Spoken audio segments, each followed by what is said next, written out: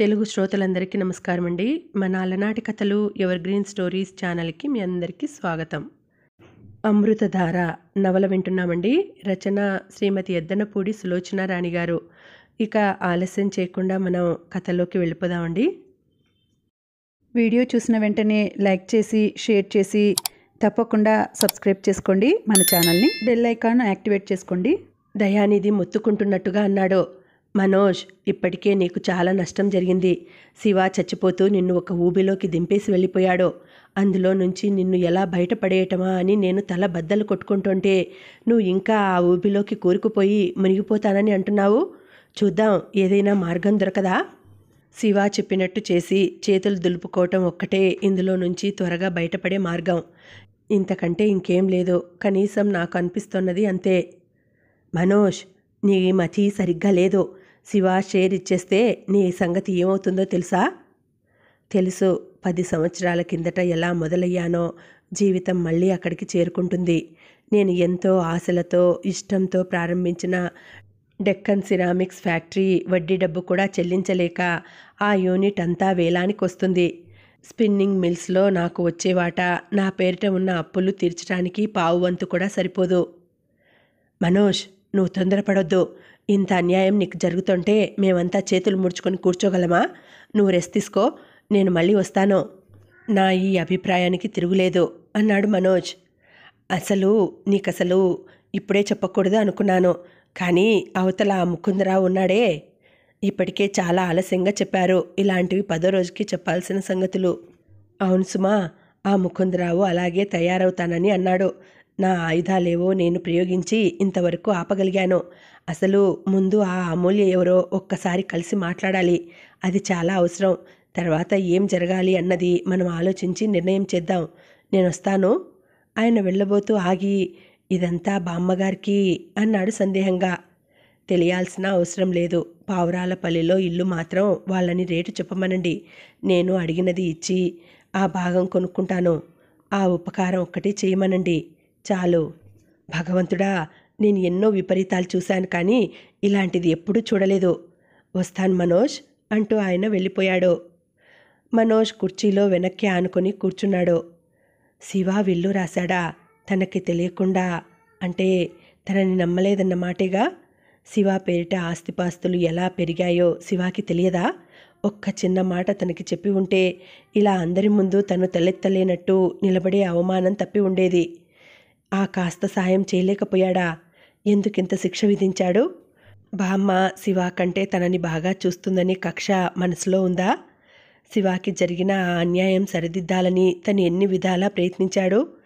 ఇదే కాబోలు, పెద్దలు చేసిన తప్పులు పిన్నల్ని వెంటాడుతాయి అంటారు. బామ్మ శివ తండ్రి పట్ల జరిపిన అన్యాయానికి తను మూల్యం చెల్లిస్తున్నాడు. మనోజ్ భుజాలు కుదించాడు. మంచిదే, శివాకి ఏది ఇష్టమో అదే జరుగుతుంది. ఆ రోజు స్టేషన్ నుంచి ప్రభాకర్ తీసుకువచ్చిన తర్వాత మనోజ్ వారం రోజుల పాటు బాగా జ్వరం పడ్డాడు. ఊరి నుంచి బామ్మ వచ్చింది. ఊరికి తీసుకువెళ్తానంటే ప్రభాకర్ వద్దని వారించాడు. జ్వరం తగ్గిన తర్వాత బామ్మ వెళ్ళిపోయింది. వెళ్లే ముందు ఆవిడ మనోజ్ చెయ్యి పట్టుకొని ఏడ్చేసింది. ఈ ప్రపంచంలో నాకు మిగిలింది నువ్వు ఒక్కడివే. నువ్వు నన్ను అన్యాయం చేయకురా. మనోజ్ ఆవిడని ఓదార్చాడు. బామ్మ, అలాంటి ఆలోచన ఎందుకు వస్తోంది? నాకేమిటో చాలా భయంగా ఉందిరా. ఇన్ని అనుభవాల తర్వాత కూడా ఇంకా నీ మనసు భయానికి బెదురుతోందా బామ్మ?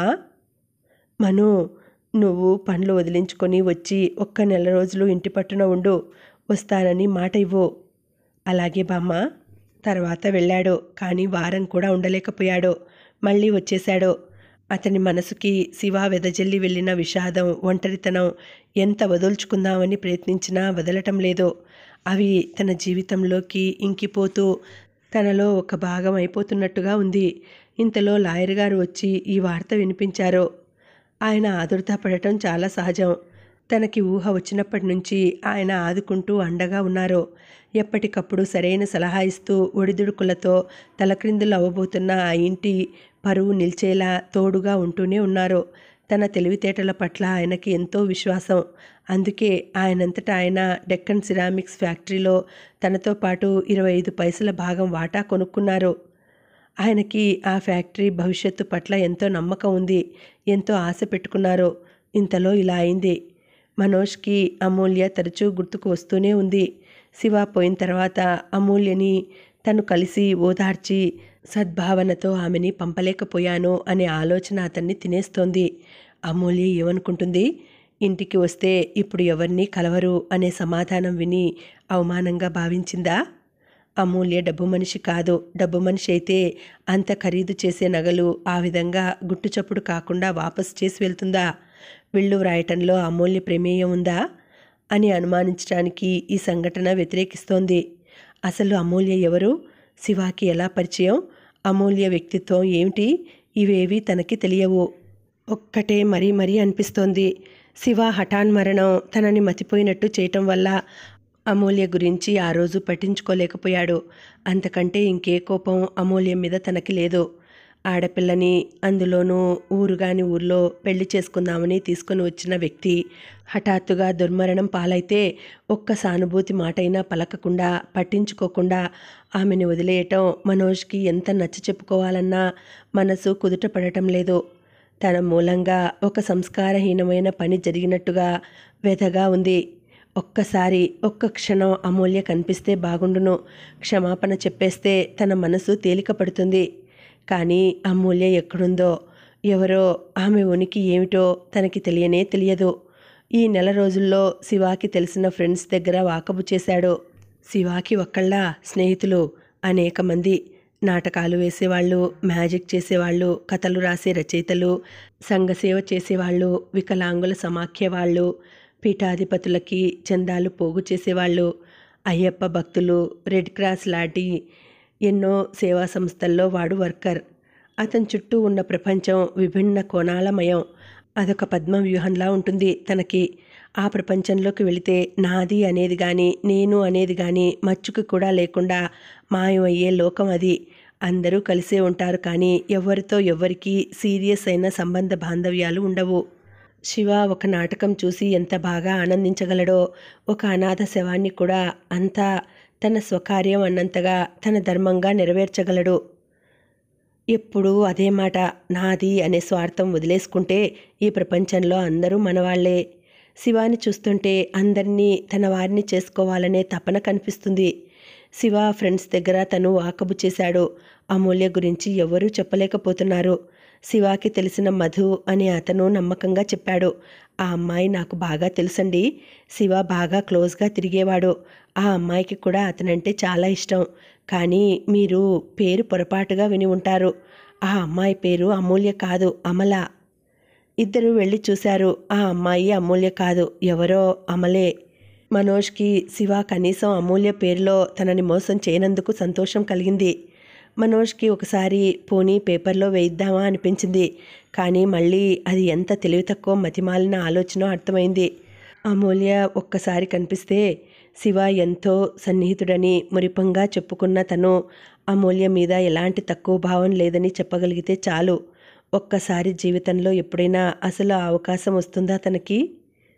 దయానిధి వెళ్ళి చాలాసేపైంది. మాణిక్యం వచ్చి కప్పులు తీసుకువెళ్తూ, బాబూ స్నానం చేస్తారా అని అడిగాడు. మనోజ్ తల ఊపాడు. మాణిక్యం బాత్రూంలోకి వెళ్ళి స్నానానికి నీళ్లు సిద్ధం చేసి వచ్చాడు. మనోజ్ లేచి వెళ్ళి బీరువా తెరిచాడు. అందులో నుంచి బట్టలు తీసుకుంటుంటే పాకెట్ ఒకటి జారి అతని కాళ్ళ దగ్గర పడింది. మనోజ్ తీసి చూశాడు. క్షణంలో సగంసేపు అతని వేళ్లు కంపించినట్టు అయింది. అది ఆ రోజు అమూల్య కోసం కొన్న పెళ్లి చీర. అందులోనే మంగళసూత్రం పెట్టిన పెట్టె కూడా ఉంది. మనోజ్ వాటివైపు విచలితుడైనట్టు చూశాడు. ఆ రోజు తను పడిన చిరాకు గుర్తుకు వచ్చింది. వాటిని చూస్తుంటే హఠాత్తుగా శివ అన్న మాటలు గుర్తుకు వచ్చాయి. నేనెక్కడికి వెళ్ళను మనో. వెళ్ళబోతున్న శివ వెనక్కి తిరిగి వచ్చి తన ఛాతీ మీద చెయ్యి ఆనించి నవ్వు ముఖంతో, ఇక్కడే శాశ్వతంగా నిన్నెప్పుడూ అలజడి పెడుతూ అశాంతి పాలు చేస్తూ ఉంటాను, సరేనా? మనోజ్ గొంతులో మళ్ళీ విషాదం కెరటంలా ఉవ్వెత్తున వచ్చింది. అతని నిట్టూర్పుని ఆపుకోలేకపోయాడు. ప్యాకెట్ని భద్రంగా అల్మారాలో లోపలి భాగంలో దాచాడు. తను అనుకున్నదేమిటి, జరుగుతున్నదేమిటి? శివాకి పెళ్ళి అయితే వాడి జీవితం ఒక దారికి వస్తుందని ఆశించాడు. అది జరగలేదు. శివ జీవితం ఇలా అర్ధాంతరంగా ముగుస్తుందని తను కలలో కూడా అనుకోలేదు. తన జీవితం వాడి మరణం వల్ల అనుకోకుండా అనేక సమస్యలమయం అవుతోంది. శివ పెళ్లితో తనకి ఆత్మశాంతి లభిస్తుందని ఆశించిన తనకి ఎదురు చూడని ఎదురు దెబ్బ బలంగా తగిలింది. శివ విళ్ళు ప్రకారం ఆస్తి డబ్బు విడదీసి పనిచేస్తే తను మళ్ళీ జీవితంలో చిన్నప్పటి నుంచి లాగానే ఒంటరి పోరాటం మొదలు. ఒక సమస్య తీరుతోంది, ఇక విశ్రాంతి అనుకొని సేద తీరడానికి వెనక్కు ఆనుకుందామంటే మరికొన్ని సమస్యలు కళ్ళెదుట ప్రత్యక్షమవుతున్నాయి. కొంతమంది జాతకాల్లో కష్టపడమనే ఉంటుందేమో. మరో 3 వారాల తర్వాత ఆ రోజు రాత్రి 10 గంటలు దాటుతోంది. మనోజ్ డ్రాయింగ్ రూమ్లో కూర్చుని ఉన్నాడు. అతనికి ఎదురుగా లాయర్ దయానిధి, ఫైనాన్షియల్ అడ్వైజర్ షణ్ముగం, కంపెనీలో తోటి భాగస్వాములు అయిన నారాయణమూర్తి, ఆనందరావు, వెంకటేశ్వర్లు గారు కూర్చొని ఉన్నారు. వాళ్ళంతా అక్కడ చేరి ఏదో ముఖ్యమైన విషయాన్ని తీవ్రంగా చాలాసేపటి నుంచి చర్చిస్తున్నట్టుగా అందరి ముఖాలు గంభీరంగా ఉన్నాయి. టీపాయ్ మీద నారాయణమూర్తి కాలుస్తున్న సిగరెట్ల పీకలతో యాస్ట్రే నిండిపోయి ఉంది. వాళ్ళంతా ఆ పూట భోజనం అక్కడే చేశారు. మనోజ్ టేబుల్ అంచున ఆనుకొని నిలబడి ఉన్నాడు. అతని ముఖంలో గాంభీర్యం, నిబ్బరం ఎంత పరదాలు లాగాలని చూస్తున్నా వాటి వెనక నుంచి అతని మనసు పడుతున్న ఆందోళన, వెరపు స్పష్టంగా కనిపిస్తున్నాయి. వారు చేస్తున్న ప్రసంగంలో అతనికి ఏమాత్రం ఇష్టం లేని విషయం తిరస్కరించి వారిని ఒప్పించడం ఎలాగా అని సతమతమవుతున్న యాతన బిగించిన దవడ ఎముకలో అర్థమవుతోంది. దయానిధి నచ్చ చెబుతున్నట్లుగా అన్నాడు. మనోజ్, ఈ ఆపదలో నుంచి మనం గట్టెక్కాలంటే ఇది ఒక్కటే మార్గం. అమూల్య ఎక్కడుందో వెతికి పట్టుకుని నువ్వు ఆ అమ్మాయిని పెళ్లి చేసుకోవటం. అప్పుడు ఈ ఆస్తి విభజన అనే ప్రమాదం రాదు. మనోజ్ విసురుగా దయానిధి వైపు చూశాడు. అతని చూపులు తీక్షణంగా ఉన్నాయి. మీరెంత అసంబద్ధమైనది చెబుతున్నారో మీకు తెలియటం లేదు. శివ ప్రేమించిన అమ్మాయిని నేను చేసుకోవటమా? శివ ప్రేమించాడని రుజువు ఏముంది? ఆ అమ్మాయి వచ్చి అతన్ని ప్రేమ అనే ఎరవేసి పెళ్లిలోకి లాగి ఉండవచ్చు కదా? నారాయణమూర్తి అన్నారు. ఆయన చాలా శాంత స్వభావుడు. ఎలాంటి సమస్య వచ్చినా తెలియకుండా దాన్ని ఎలా దాటుకోవాలా అనే చాకచక్యం గల మనిషి. ఆయన కూడా దయానిధి చేసిన సూచనని సమర్థించడంతో మనోజ్ పూర్తిగా ఒంటరివాడైపోయాడు. ఉదయం దయానిధి ఫోన్ చేసి మేమంతా నీతో మాట్లాడడానికి వస్తున్నాం అని చెబితే శివ మరణం పట్ల తనకి 4 ఓదార్పు మాటలు మళ్ళీ చెప్పటానికి వస్తున్నారని అనుకున్నాడు. వాళ్ళు వచ్చారు. నారాయణమూర్తి మనోజ్ని కూర్చోమని మేమంతా ఒక నిర్ణయానికి వచ్చాం, అది వినిపించడానికి వచ్చాం అన్నారు. మనోజ్ ఆంతర్యం ఇలాంటిదేదో ఉందని అందరూ ఒకరి తర్వాత ఒకరు కూడబలుక్కున్నట్టు రావటంతోనే అర్థమైంది. శివ విల్లు సంగతి తెలిసి ఉంటుంది. ఎవరి షేర్స్ వారు విత్డ్రా చేయడానికి ఆ నిర్ణయం చెప్పడానికి వచ్చినట్టున్నారు అనుకున్నాడు. మనోజ్కి ఇది బాధగా అనిపిస్తున్నా వాళ్ళ కోరిక అసహజంగా ఏమీ అనిపించటం లేదు. అవును, ఇది వాళ్ళ తప్పు కాదు, ఎవరి జాగ్రత్త వాళ్ళది. ఫ్యాక్టరీ ఎలాగూ నష్టాల సుడిగుండంలో చిక్కుకోబోతోంది.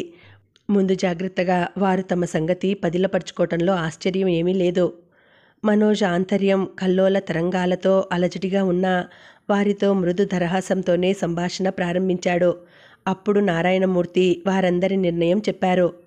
మనోజ్, దయానిధి జరిగిన విపత్తు గురించి మా అందరికీ చెప్పారు. శివ విల్లు ఒక బాంబులా మనందరి జీవితాలని చిన్నాభిన్నం చేయబోతోంది. దీనికి మేమంతా కలిసి ఎన్నో రకాలుగా ఆలోచించి ఒక నిర్ణయం చేశాం. చెప్పండి మీ అభిప్రాయం. రెండో మాట లేకుండా శిరస వహించడానికి నేను సిద్ధంగా ఉన్నాను. మనోజ్ చిరునవ్వుతో అన్నాడు. థ్యాంక్ యూ మనోజ్, జాగ్రత్తగా విను. మేము ఎంతో దూరం ఆలోచించి నీకు మాకు నష్టం కలగకూడదని చేసిన నిర్ణయం ఇది. నువ్వు అమూల్యని పెళ్లి చేసుకోవాలి. మీ ఈ పెళ్లి వల్ల మనందరికీ జరగబోయే ఈ వినాశనం తప్పుతుంది. చేతిలో పేపర్ వెయిట్ తిప్పుతూ వారి జడ్జిమెంట్ వినటానికి తనను తాను సన్నద్ధం చేసుకుంటున్న మనోజ్ నోట మాట రానివాడిలా తలెత్తి చూశాడు.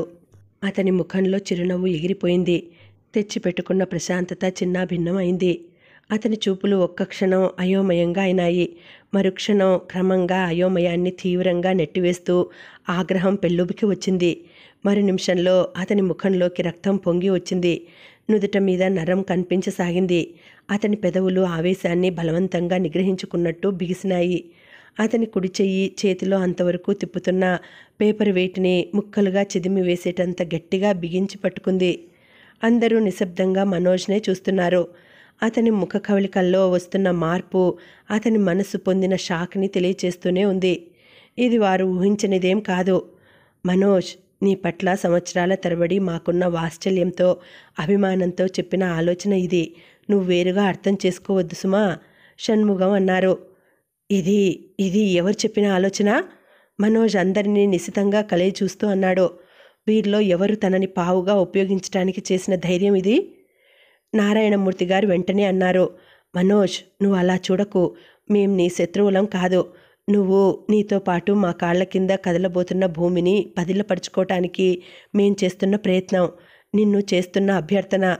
ఇది ఇది మాలో ఎవరికి వచ్చిన ఆలోచన అయినా కానీ ఇది మా అందరికీ సర్వసమ్మతమైన ఏకాభిప్రాయం. దీనికి మార్పు లేదు. ఎందుకంటే దీనికి ఇంకో మార్గం కనిపించటం లేదు.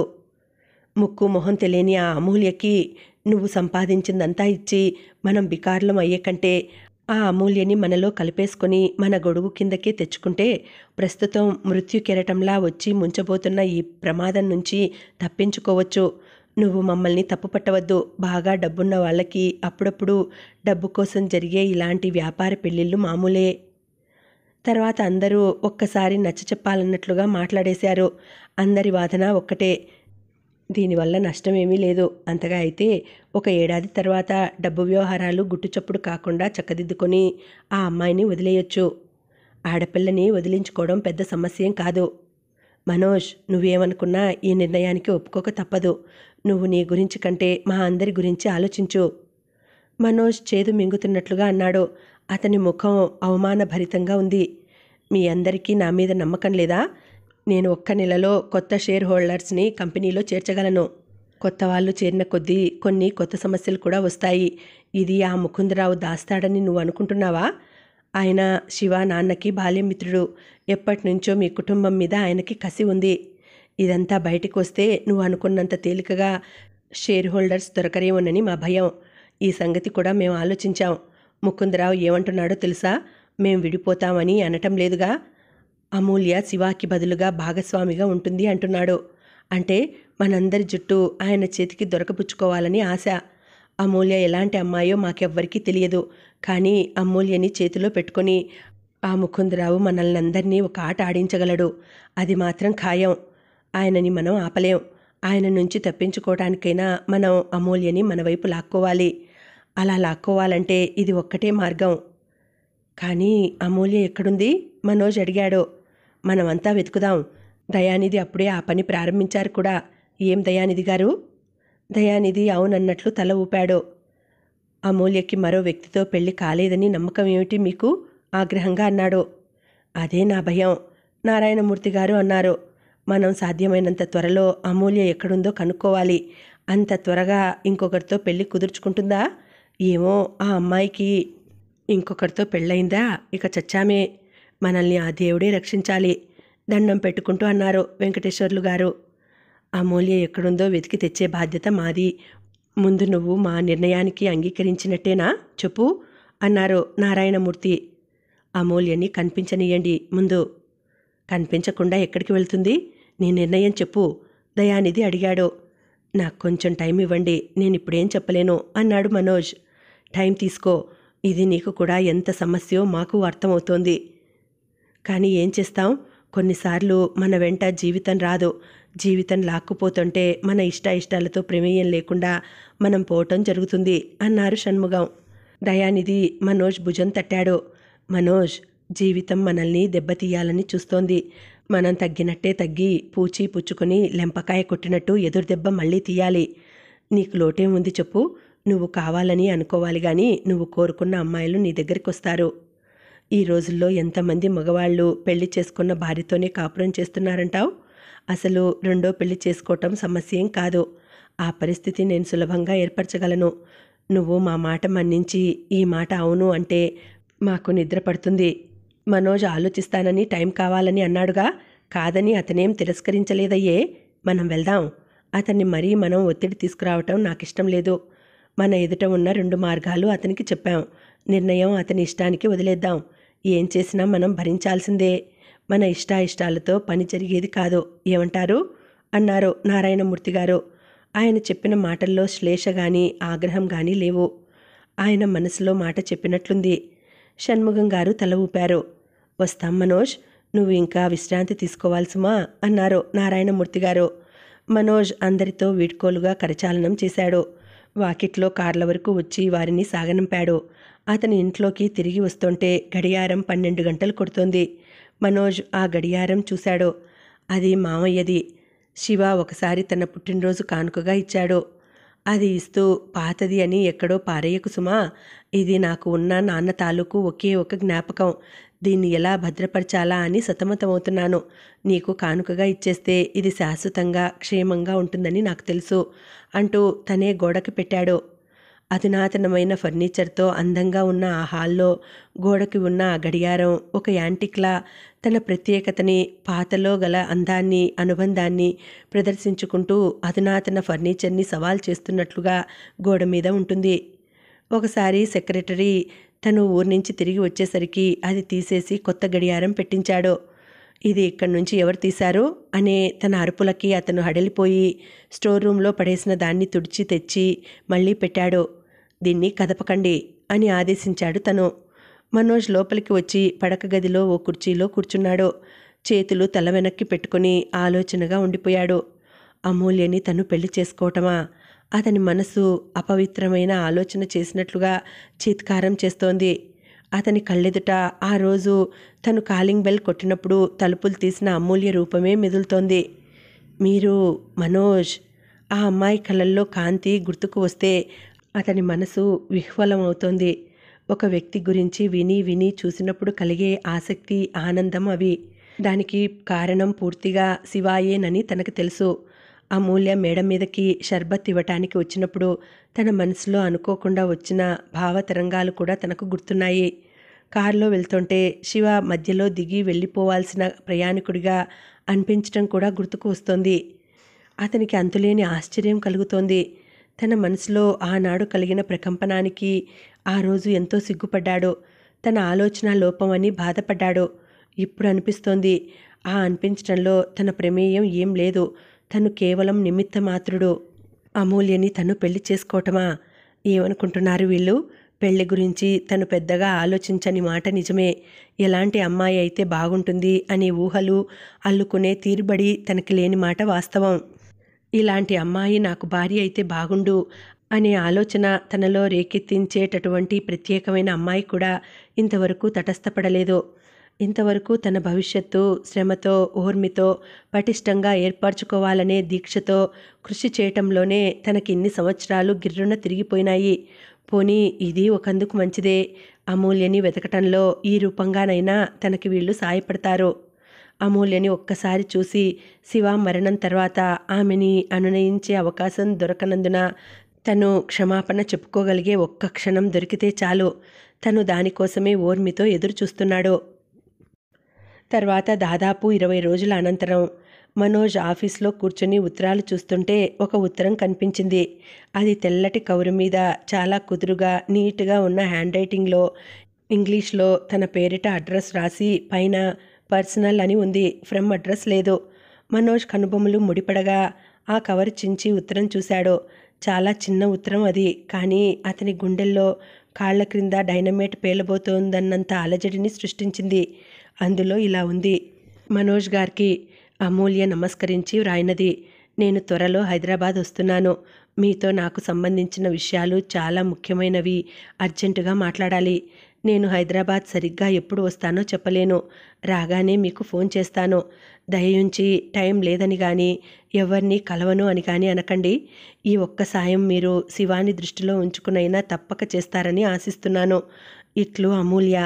మనోజ్ ఉత్తరం తిప్పి చూశాడు. బెంగళూరు నుంచి వచ్చింది. 4 రోజుల క్రిందటి తారీఖు చూపిస్తోంది. అతనికి వెంటనే ఫోన్ చేసి దయానిధికి చెప్పాలని అనిపించింది. ఫోన్ చేయటానికి డయల్ చేయబోయిన వాడల్లా అంతలోనే సందేహం రాగానే ఆగిపోయాడు. ముందు అమూల్యని రాని, ఆమె ఆగమనం గోప్యంగానే ఉండని.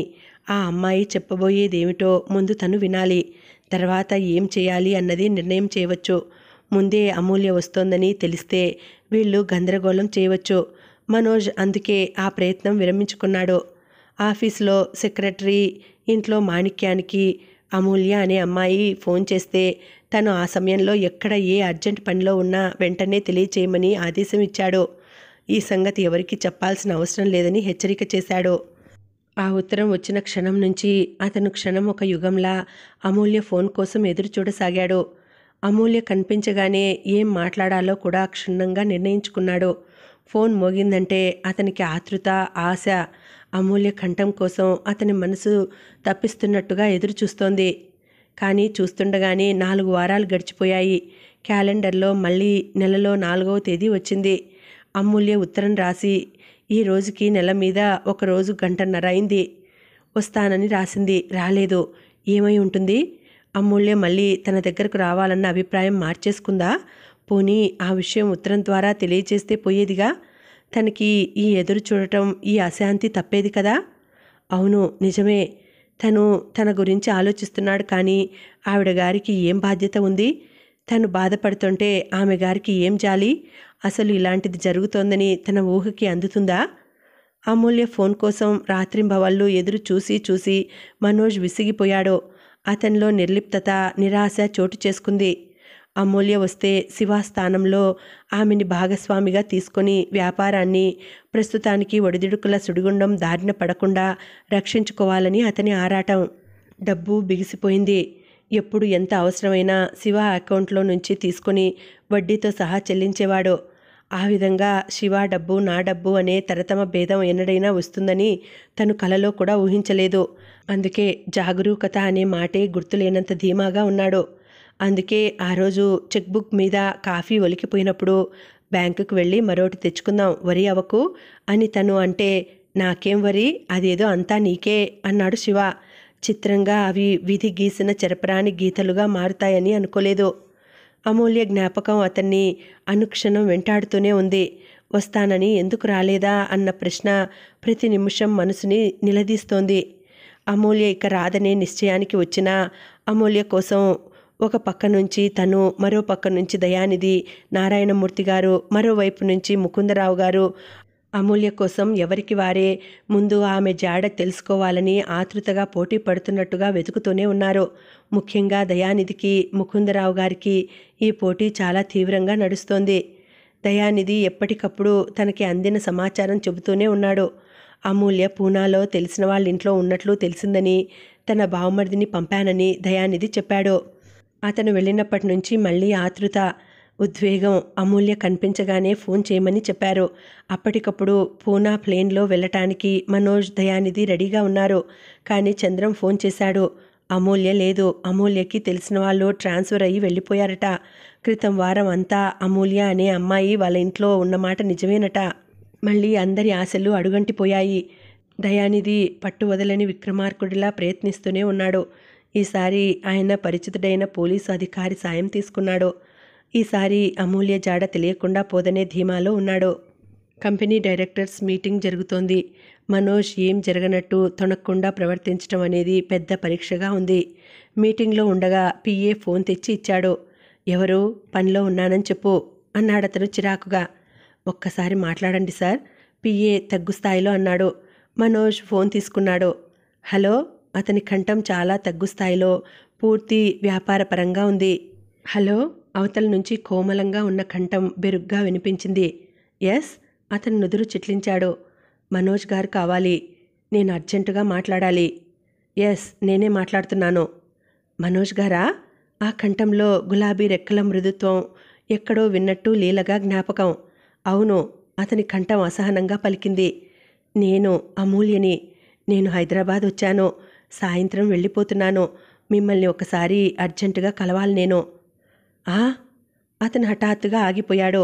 దయానిధి ఫైల్ ఒకటి అతని ముందు పెడుతున్నాడు. మనోజ్ ఒక్కసారి కళ్ళెత్తి చూశాడు. అందరూ అక్కడే ఉన్నారు. నేను ఎక్కడ కలవాలి మిమ్మల్ని? అంటున్నాడు అతను. అతని ముఖాన చిరుచెమటలు అలుముకుంటున్నాయి. ఫోన్ తీసుకుని పక్క గదిలోకి వెళ్దామా అని అతని మనసు వేగంగా ఆలోచిస్తోంది. మీ ఆఫీస్కు రానా? శివ ఒకసారి చూపించాడు. నాకు తెలుసు. ఒక్క క్షణం అతను సరే అనేశాడు. నేను ఫోన్ పెట్టేస్తున్నాను. మీ ఆఫీస్కి సరిగ్గా 2:30కి వస్తాను. ఇప్పుడిక మాట్లాడలేను. నేను వచ్చేస్తాను. కాస్త రావటం ఆలస్యమైనా నా కోసం వెయిట్ చేయండి. వెళ్ళిపోకండి ప్లీజ్. ఉంటాను. అమూల్య ఫోన్ పెట్టేసింది.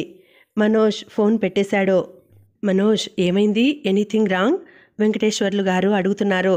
ఏమిటి ఆ చెమటలు? అన్నాడు దయానిధి అతన్నే పరిశీలనగా చూస్తూ. ఏం లేదు, ఈ మధ్య సరిగ్గా నిద్ర ఉండటం లేదు. ఎందుకో సడన్గా చెమటలు వస్తున్నాయి. మనోజ్ జేబులో నుంచి జేబు రుమాల్ తీసుకుని మెడ దగ్గర నుదుటి మీద చెమటలు తుడుచుకుంటూ అన్నాడు. తర్వాత వెంటనే కంపెనీ వ్యవహారాల గురించిన చర్చ ప్రారంభించారు. మీటింగ్ అనుకున్న దానికంటే గంట ముందే పూర్తి అయిపోయింది. వచ్చిన వాళ్ళంతా మనోజ్కి చెప్పి వెళ్ళిపోతున్నారు. మనోజ్, నన్ను కాస్త మా ఇంటి దగ్గర డ్రాప్ చేస్తావా? నారాయణమూర్తి గారు అడిగారు. లేదు, నేను అటు రావడం లేదు అన్నాడు. నేను డ్రాప్ చేస్తాను రండి అన్నాడు దయానిధి. అందరూ మాట్లాడుకుంటూ వెళ్ళిపోతున్నారు. మనోజ్ టైం చూసుకున్నాడు. అమ్మయ్య, 2 గంటలు ఇంకా కాలేదు, 5 నిమిషాలు ఉంది, ఆ పైన అరగంట. అతను తేలికగా ఊపిరి పీల్చుకున్నట్టు రిలాక్సింగ్గా కూర్చున్నాడు. క్రింద ఆటో ఆగిన శబ్దం అయింది. మనోజ్ ఉలికిపాటుగా లేచి వచ్చి కిటికీ తెర తప్పించి చూశాడు. అక్కడి నుంచి క్రింద గేటు స్పష్టంగా కనిపిస్తోంది. ఆటో ఏదో చెడిపోయినట్టుంది. డ్రైవర్ దిగి బాగు చేసుకుంటున్నాడు. ఫోన్ మోగింది. మనోజ్ వెంటనే తీశాడు. మాణిక్యం చెప్పాడు. ఊరు నుంచి కరుణాకరం ఫోన్ చేశాడండి. మీరు ఆఫీస్లో ఉన్నారని చెప్పాను. అక్కడికి చేస్తానని అన్నారు. ఓ గాడ్! మనోజ్ వెళ్ళి ఫోన్ ప్లగ్ లాగి డిస్కనెక్ట్ చేసి వచ్చాడు. కరుణాకరం కాదు, సర్వప్రపంచం అయినా సరే వెయిట్ చేయని. అమూల్య వచ్చి వెళ్లే వరకు తను ఎవ్వరితోనూ మాట్లాడడు. అతను రివాల్వింగ్ చైర్లో కూర్చున్నాడు. అమూల్యతో జరిగిందంతా చెప్పేయటానికే నిశ్చయం చేసుకున్నాడు. ఇలాంటి వ్యవహారాల్లో దాగుడు మూతలు ఆడటం, మోసం చేయటం లాంటివి అతనికి గిట్టవు. సూటిగా విషయం ఉన్నది ఉన్నట్టు మాట్లాడేస్తే విషయాలు అర్థమవుతాయి. దానివల్ల అమూల్యని పెళ్లి చేసుకోవటం అనే ఒక మహా ప్రమాదం తనకి తప్పుతుంది. అతను ఓపికగా అమూల్య కోసం ఎదురు చూస్తున్నాడు. పిఏని పంపేశాడు. దర్వాన్ని ఒక అమ్మాయి వస్తుంది, ఆమెను తప్ప ఇంకెవరిని లోపలికి పంపించవద్దని ఆదేశం ఇచ్చాడు. అతని సహనానికి మళ్ళీ పరీక్ష మొదలైంది. క్షణం ఒక యుగంగా గడుస్తోంది. సమయం. అతను కావాలని మనసు మీద ఏకాగ్రత ఉంచుకొని అశాంతిని, ఆదుర్దాన్ని దగ్గరికి రానియటం లేదు. టైం 2 గంటలు దాటింది. 2:30 అవుతోంది. కాస్త ఆలస్యమైనా వెయిట్ చేయండి ప్లీజ్. అమూల్య కంఠమే వినిపిస్తోంది చెవుల్లో. అతని జీవితాంతం వెయిట్ చేయటానికి సిద్ధమైన వ్యక్తిలా అత్యంత ప్రశాంతంగా ఎదురుచూస్తున్నాడు. ఎవరైనా వచ్చారేమో, ఆఫీస్ తెలియదేమో. వస్తానంది. ఈ చోటు తెలుసు అంది. తప్పకుండా వస్తుంది. ఈరోజు అతన్ని అశాంతి పీడించలేకపోతోంది. టైం గడుస్తోంది. 3 గంటలైంది. 3:30 అవుతోంది. 4 చూపిస్తోంది. 5 గంటలు కూడా దాటిపోయింది. మరో గంట కూడా గడిచింది. 6 గంటలైంది. బయట సంధ్యాకాంతులు ఆవరించుకుంటున్నాయి. మనోజ్ టేబుల్ మీద చేతుల్లో తల దించుకొని ముందుకు వంగి కూర్చున్నాడు. ఇంకా ఎంతసేపు వెయిట్ చేయను? ఈ రాత్రి అంతానా? ఈ నెల అంతానా? ఈ సంవత్సరం అంతానా? నా ఈ జీవితం అంతానా? వేదనగా అనిపిస్తోంది అతనికి. సాబ్, లైట్ వేసుకోలేదు మీరు. కరెంట్ ఉంది కదా? దర్వాన్ వచ్చి లైట్ వేశాడు. యజమాని కూర్చున్న తీరుకి అతను చకితుడైనట్టు చూశాడు. మనోజ్ టైం చూసుకున్నాడు. 7 గంటలు దాటుతోంది. లేచి కుర్చీకి తగిలించిన కోటు వేసుకున్నాడు. అమూల్య రాలేదు. బహుశా వీలు కాలేదేమో, లేక వెళ్ళిపోయిందేమో. అతను కారు తాళాలు తీసుకుని క్రిందకు వచ్చాడు. కారు డ్రైవ్ చేస్తుంటే ఇంటికి వెళ్ళాలనిపించడం లేదు. ఈ సమస్యలకి, ఈ అలజడులకి దూరంగా ఎక్కడైనా ఆత్మీయులైన వ్యక్తుల దగ్గరికి వెళ్ళిపోవాలని ఎంతగానో అనిపిస్తోంది. కానీ ఎవరున్నారు? ఒక్కరూ గుర్తు రావటం లేదు. అందరూ తనని గౌరవంగా చూస్తారు, అభిమానంగా చూస్తారు. ఆ గౌరవాభిమానాల్లో ఏదో తెలియని దూరం. శివ అన్న మాటలు గుర్తుకు వచ్చాయి. నాది అనే స్వార్థం వదులుకుంటే ఈ ప్రపంచంలో ఉన్న అందరూ మనవాళ్లే. తను ఏం స్వార్థం చూసుకున్నాడు? లేదు. కొందరి జీవితాల్లో కొన్ని లభించవు. చిన్నప్పుడే ఇంటి బాధ్యత మీద పడటంతో తను ఎప్పుడూ పని పని అంటూ పనిలో లీనమైపోయేవాడు. తన జీవితంలో తన సాటి వాళ్లలా నవ్వులకి, కేరింతలకి, కులాసా కబుర్లకి టైమే ఎన్నడూ మిగిలేది కాదు.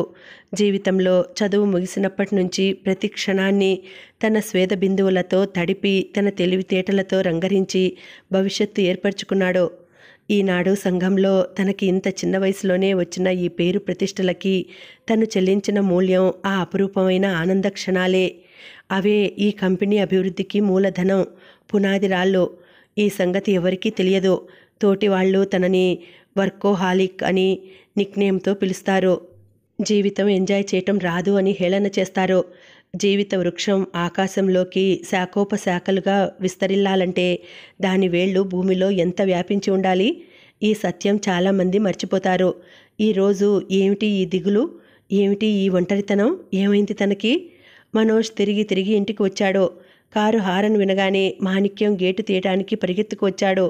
మనోజ్ లోపలికి వచ్చి కారు ఆపి దిగుతుంటే మాణిక్యం పరుగున వచ్చి మొత్తుకుంటున్నట్లుగా అన్నాడు, మీరెక్కడికి వెళ్ళారండి అబ్బాయి గారు? ఆఫీస్కి ఫోన్ చేసి నా చెయ్యి నొప్పి పుట్టింది. ఏమైంది? కరుణాకరం మళ్ళీ ఫోన్ చేశాడా? చిరాగ్గా అడిగాడు. లేదండి, ఆ అమ్మాయి గారు వచ్చారు. మీకోసం 2 గంటలు ఎదురు చూశారు. ఏ అమ్మాయి గారు? అడిగాడు.